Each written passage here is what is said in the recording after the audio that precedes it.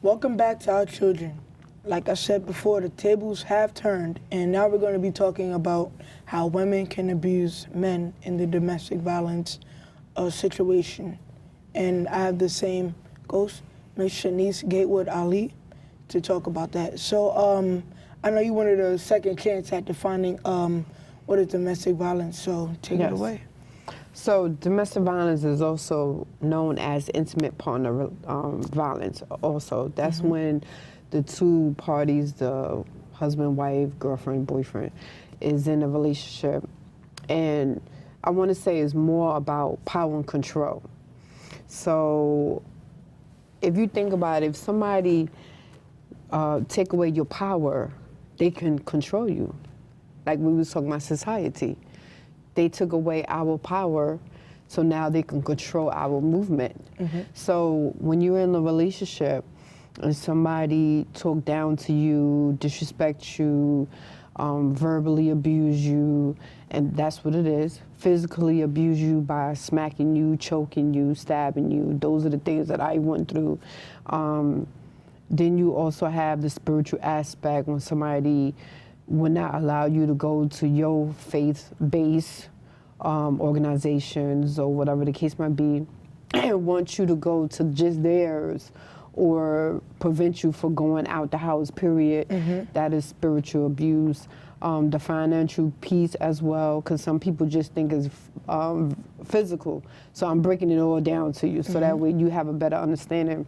The financial piece is when that person will control your money or control how much money they will give you. Because, because if you think about it, if I could just give you $5 a week, you can't do much. Right, exactly. So where you're going, you know, and that's why I want to break down the aspect on immigration, how a person will say, well, if you try to leave me, I'm gonna call ISIS, or whatever the case might be, you can't get a green card. So they also go through. So they control, They control you by taking away your power. So, so and they that's hit the weak something, points. right? Yeah. And that's something that happens on a regular basis. You know, a woman like myself who I was told I would never amount to nothing. Somebody who the brother had told me that I was ugly and all of this. I start having low self-esteem. I start feeling like maybe I am stupid. Maybe I am not that smart. I am, you know, so all these little key factors know how to push your button and keep you to where you at bay. You understand? So you got verbal, physical, spiritual, you have emotional abuse as well. Some people who will be so emotionally jacked up, what are they gonna do? They're gonna eat. You know, and when most of the time when we eat our problems away or we don't eat, you know, now we really feeling bad. We really feeling like our low self-esteem, you know. So domestic violence, it really affects a person all around the board. So in what ways could a woman, you know, abuse a man? Well, first of all, we can't beat a man. Yeah. So I don't know why we even play those games. We could verbally abuse them by saying harsh things to them, because once again, But like sensitive stuff. right, you know, for example, at one of my events, there was a bouncer who was a very tall guy, and you would not look at him and say, oh my, he been through domestic violence. He got up there and said, can I speak? I never would tell nobody no. So he got up there, he spoke, and he said that she knew that he was paroled, if I'm not mistaken, I'm saying it right, paroled to her house. So anytime when he wanted to do something, she said, I will call your parole officer. So once again, she was able to keep him at bay, you know, by taking away his power and controlling him by saying, I'm gonna call your parole officer and you're gonna get in trouble. You know, let me see, some female try to beat up the guy by stabbing him, you know, by using objects, you know, to disrespect him, by saying names that's not right, you know. So men go through it as well. I was a survivor. And then when I got with the guy who helped save me, I became verbally abusive to him. I was saying a lot of nasty things to him, and I was with him 10 years. 10 years. I thought he would never leave. And has he retaliated physically because of? No, he didn't. No, he didn't. We would just get into arguments, and I said a lot of harsh things. And when he finally decided to leave, I was heartbroken. But then I had to realize what part did I play in? And that's when I went to therapy, and I turned myself into a Christian young lady. And that helped me see we all God's children, so how can I disrespect God's child? Yeah. So, you know, it's like a lot of aspects to, like, you know, therapy. We have, like, you know, therapy going to like a doctor. Then you also have going to the church. Which one would be better? Well, I'm not saying for like one particular party for male, but like in general, like which would be better? Going to a doctor, going to a church for therapy? I prefer going to a doctor, because when you go into the church, the first thing they say is pray on it. I'm not against it, but at the end of the day, you might need a little bit more than just prayer. Because faith without deeds is dead, Right. So if you think about it, a person who getting their head knocked upside, you know, they get knocked upside their head, their mindset is not on praying. It's on, we need something. I need something to help me get out of this situation now. And yes, you can pray, but it's also good to get into a therapist, see a psychiatrist, because that really messed you up. Domestic violence is trauma. Yeah, I remember I witnessed domestic violence, not with, like, you know, my family, but I was coming out my after school program, and then it was like this dude hitting a woman inside a car, and, like, you know, I don't know how else to describe it, but, like, you know, the ending scene, the Temptations, he was trying to do something like that where they threw David Ruffin out. Like, it was something like that. He was trying to do something like that, and, like, made it seem like there was no witnesses. Wow. Like, you know, like, have it quick, like that David Ruffin scene. I'm sorry, I have no other way to describe it except that. But yeah, and, like, you know, it was traumatizing, even though it didn't happen to me. Like, you know, I'm like, yo, Ma, why I'm still shaking from that? Like, it happened like an hour and a half ago. Like, yeah, I was getting me some chicken, but, you know, I was shaking while I was eating chicken, surprisingly. And, like, and maybe because of, you know, I was younger, but, like, you know, still, you know, you can be one of the strongest men in the world, women in the world, but if you see that, it does something to your spirit where, you know, it has, like, a longer effect than if, you know, if you got in a fight and, like, you knocked somebody out or you got knocked out. It has a longer effect, you know. And, you know, like, I just sat there and watched. Like, everybody telling me go back in the room. I wanted to watch. And it wasn't for, like, you know, my pleasure. It's like, how can somebody do that to, like, somebody else, especially, you know, if you believe in fake signs that women are less than. So if women are less than and you believe that you're the protector, why would you, you know, violate somebody like that you protect, so-called, you know, so like, you know, it's kind of like, after that, I'm like, I just made a vow to myself, I would never put my hands on a woman, you know, like, not like, you know, like, where I really want to, like, take a head off, but, like, you know, but, like, you know, it's like nowadays, you know, women want to slap box with men, so, you know, yeah, but in that moment, you got to, you know. We have to realize we're not stronger than them. We might be a little smarter than y'all, but we're not stronger than y'all.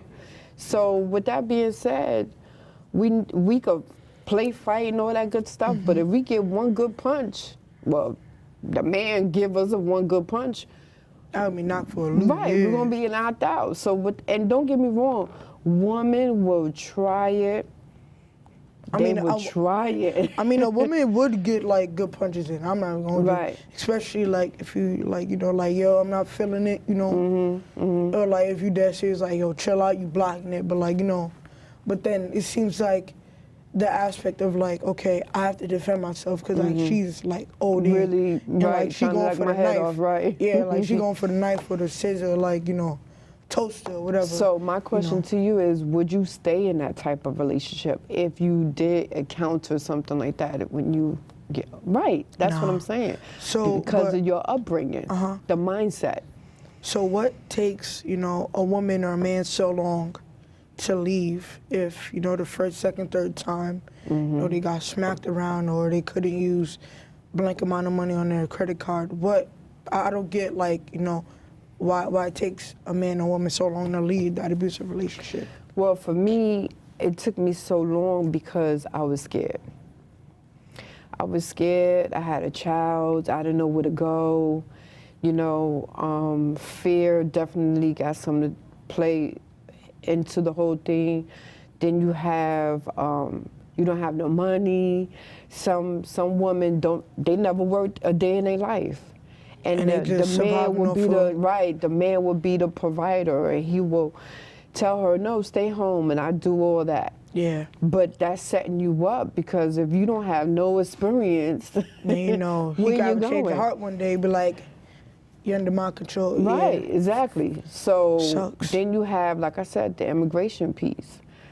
And that just came into place. But I just want everybody to understand, you can't get out. There is a safe way out. It's definitely a way to get out. You have to do your research. Don't do your research at home, as in going on your computer, because he could always go in that search bar and see what you was searching for at home. So what's the safest way to research? Your safe ways, if you can, go to a library. Don't even do it on your phone, because you never know. You You ask might for the have the phone. hookup to your phone. So the best bet is to use another computer, go to the library. If you know how to time it, say for instance you go into the store and you run over to the library, or you got friends you could contact and have them to do research for you. There is organizations for people who got the immigration situation. There's organizations out there that will help them with that as well. Now, the internet can help you with everything.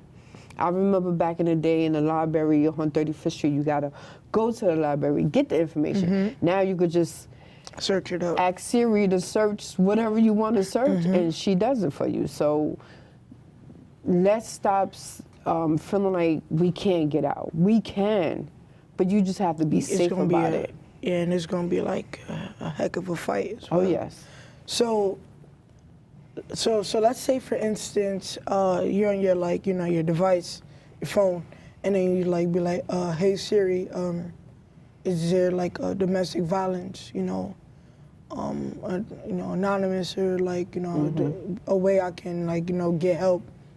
Does Siri like, you know, copy and paste and like, you know, send it to the operator, the police? Do they have something like that? Or? Not that I know of, but I do know if you are going through a DV situation and you want to get out, you need some help, you can call 911 or you could text 911. I just recently saw that on the internet that you could text 911, and that way you can let them know what's going on. So if you're in the bathroom, I'm just giving examples. If you're in the bathroom, you want to get out of the situation, you want the cops to come because he's threatening to kill you, text 911, let them know where you're at, let them know what's the situation. They come to your door. Or there was one just recently on Facebook where a young lady said that her dog was sick, and she took the dog to the vet. He was there with her with the gun. Yes, and he, I think if I'm not mistaken, when she went to explain to the doctors at the vet what's going on with the dog, she also explained what she was going through. And they just act like everything was good. Wow. And next thing you know, the cops came and arrested him because he had a gun on him too. So that was one way she got out. So that's what saved her, was he had an unregistered gun. Yeah. You know, it's just crazy. Like, you know, you go, I understand, you know, vet isn't supposed to, you know, cater to humans, but like the human aspect of it, like, you know, you're helping another life, but yeah, your life needs to be helped as well. And you know, it's crazy how people act oblivious to it, or like, I mean, most of the time, some just don't care. They just worried about, well, you brought your dog here. I'm not your doctor. I'm not your pediatrician, so you have to go over there. Ain't that something? So yeah, and it's just crazy. Like, you know, like on a lucky day, you know, if you know in that situation, her lucky time was he had an unregistered gun on him, and you know that was, and it seemed like a lot of people have lucky days, you know, and in this case, I would say it's good and bad. It's good because, you know, you got out, they in jail, or like, you know, you got, you know, your restraining order or whatever. But it's also bad because why do you need a lucky day to get help? You know, because he had a knife, or because he had, you know, a document saying, oh, you want to call the cops? Well, I got something right here, or he got a gun. So it's too much. I mean, it's too much and then it's too little of lucky days. And with like domestic violence, how in a situation, how can you balance that out with like, you know, understanding that a lucky day is good, also saying like a lucky day is also bad. How can you like, you know, balance? Well, for one, I think most of the time a person who's going through DV, they have to say, today is the day I want to get out. Once they say that and really stick with that, they can. But lately, I have seen a lot of women who got out getting killed now. Killed? Because they got tracked down and stuff? So, wow. First of all, I want to suggest, don't go on your Facebook. You know, just get out of the airwave for a while. If you on Facebook and you got the location on your Facebook, right? Yeah. What sense is that if you're getting out of the situation? You're putting yourself right back. You're putting yourself right back into that situation. So it's always good to get out of the airwave for a little while. You know, don't tell people where you're at. Yeah, I don't understand. You can't trust no one, right? Because you know, nowadays money sells, money buys, money gives, money gets. You know, so you be like, well, I mean that's your best friend, right? She probably told you, I'll give you 10,000, and I'll get you, you know, and you know, if you have a weak spirit, a weak heart, you'll be like, I mean, hey, that was $10,000. Right. My bill was like in 3 days. So, you know, how it's just like, you know, the temptation on one side, but like you want to be a good Samaritan. But, you know, it was either, you know, that left and right pattern we were talking about, you know, the straight is the Samaritan. But the right is, you know, I want to really be helpful, but then the left is like, you know, like my bills got to get paid, right? And talking about $10,000, you know. Right. So you give up the person just for the money. And it's so crazy. And I feel like a lot of people they don't realize that,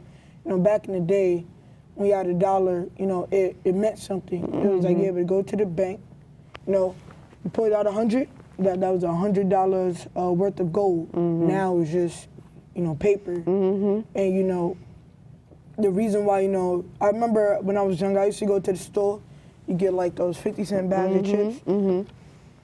So tell me why the 79 cent, right. 2 for 150 is because, you know, the worth of $1, it doesn't change in, you know, a week or a day or an hour. It changes in a second. You know, one bad purchase and that joint goes from, you know, you know, the amount, the value of a dollar goes to 50 cents, it's 2 cents. It's because of a purchase. So, you know, it's crazy. And, like, I feel like the only thing that money values is, like, you know, the reactions that you get from people. Right. $100 bill. Oh, or 1,000. Oh. But then you had back in the day where, you know, you pull out $1, but then you be like, all right, pull up to the bank. Right. And you able to get some gold out of that. Then you be like, ooh. So, like, you know, our values are different nowadays. Right. And it's just, it really sucks. So you're saying the value of money is nothing, but can you imagine how people feel about the next person's life? They don't value their life. They don't respect their life. It says in the CDC, they basically say one of every one woman, in, like, say for instance, you in a room and there's 4, is 8 of us. So it's 2 in there that's going through DV. I think it's more than that. Yeah, it has to be probably. It has to be more than like that. It could be 5. everybody, Yeah, right? it could be, yeah. Because you like, still got the sexual piece, you know. So just because I don't admit or I'm not speaking about what I went through in a domestic violence or intimate partner relationship, that don't mean it didn't happen. So with that being said, we just have to, and it's so weird how people will value the dog, the animal, versus a human, right? So we need to change the narrative. This is why I have events. You know, this time we got men on the panel. We did all male panel one time before. I remember back in the day. Well, not back in the day, but like, you know, from like what I read. Old. Yeah, but like what I read is like, you know, if a man, you know, let's say if you know, let's say like 20 years ago, 30 years ago, or even like, you know, in the early 1900s, if a man was, you know, let's say on a panel or like speaking out, and you know, and he's a punk and all that, then they'll be viewed as. Also, if you let your woman punk you, then so then imagine what a man can do. You know? So, and I feel like now, you know, I feel like all this trend of like, you know, I'm not this, but like, you know, like Me Too and stuff like that. It helped everybody, and it's also like, you know, hurt a lot of people. But it helped more than hindered. You know, because like now people have like, you know, well, if he's a 6'3" buff dude lifting 350, then I can be a 5'9" skinny dude. You know, and you know it can, you know, there's no real change in that. So I feel like a lot of like trends and like, you know, narratives is like, boy, you know. Well, look at Terry. You know, Terry is a big, tall, black man, bald-headed, and he spoke on another man trying to push up on him. Yeah. So I want to say the Me Too movement was a good thing because a lot of men will come on to the woman and say, well, if you want to be a celebrity, you got to do X, Y, and Z. Yeah, I wanted to talk about that. Yeah. Right. So with that being said, you being bullied to do something that you don't want to do just by you wanting to get a couple of, $1 million in your pocket. So you doing certain things to be the celebrity, but when you go home at night, totally different. You're just a regular person who feel bad for themselves from doing what they did with somebody. So now you got the Me Too movement, and that Me Too movement helped these women come out and say, this is what happened to me. You know, I gone through sexual abuse with a stepfather, and when I went to report it, they told me it was a statute of limitation. Now all of a sudden the statute of limitation is off now. That's so good. This is why Bill Cosby, as they say, who knows, Allegedly. We don't know, but these people like himself is getting in trouble now because they uplift the statute of limitation. Yeah, now, I feel like that, you know, me being a conspiracy theorist, you know, I feel like that was just to set up the black man, you know. well, not only the black man, but like, you know, anyone in power that's trying to make a change. You know, they did it with Bill Cosby because he was about to buy one of the biggest, you know, Stations. networking stations, you know, in America, in the country. So, you know, it's just set in place. You know, you about to uplift a minority community.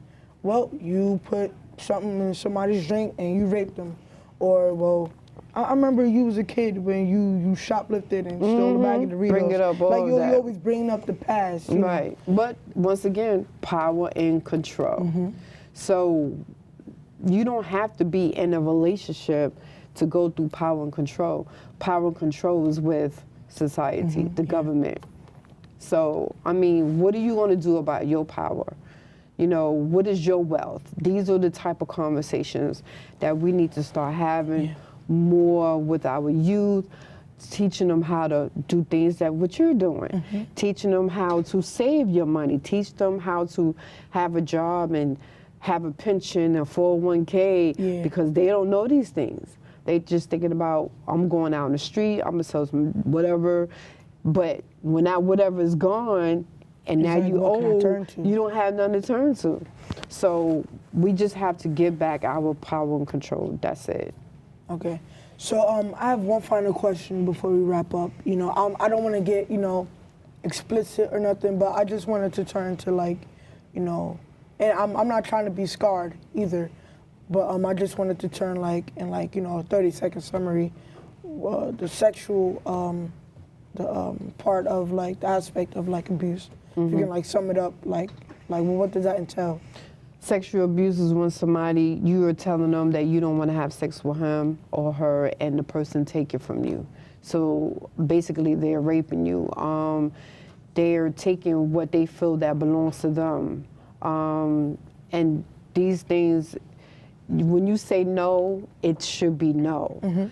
But if you say no and you know, that's when somebody's going to take control over you. And it's also kind of confusing. Right, it is. Okay, so well that wraps up. But I want to know where people can find you at, like Instagram, Twitter, you know, stuff like that. So my Twitter page is you see the We Are Phenomenal Woman logo, but it's at Shanice1, and then on Facebook is WAPW is Against Domestic Violence. Spread the word.